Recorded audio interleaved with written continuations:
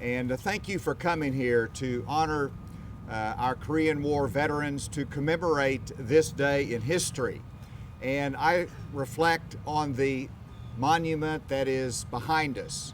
And I think it's one of the most beautiful monuments that we have in Arkansas, paying tribute to our Korean War veterans. And I also think about the one in Washington, D.C. that is so significant in its beauty, in its symbolism, and the fact that it does represent this period of conflict. When U.S. leaders picked the 38th parallel as the line where the Japanese would surrender to the Americans and other allies at the end of World War II, it was a line that meant little to anyone. But within 5 years, it became the line that clearly marked the boundaries between the Koreas, North and South. On June 25, 1950, when 75,000 troops from North Korea stormed across the line, the 38th parallel took its place in history as the spot where the Cold War began.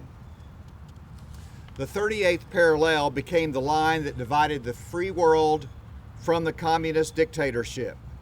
So soon after the end of World War II, the memory of Germany's march through country after country was fresh, and the leaders of the West would not allow communist governments to do the same thing.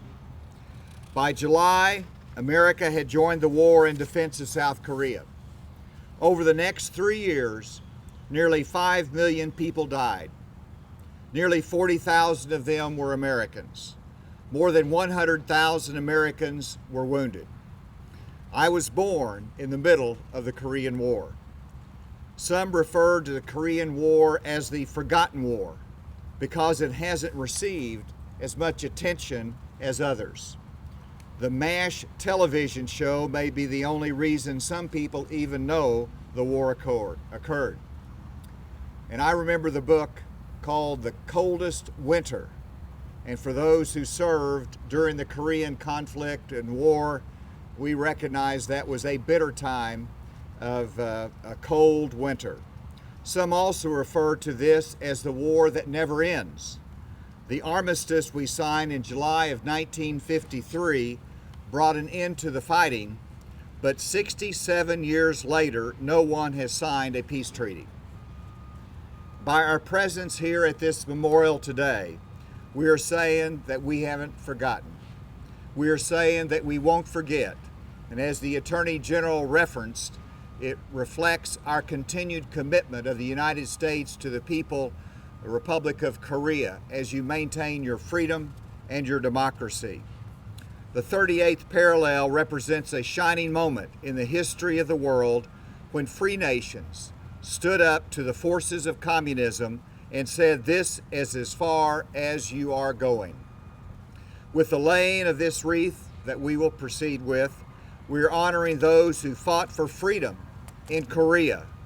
We are refreshing the world's memory of what happened at the 38th parallel and why it matters.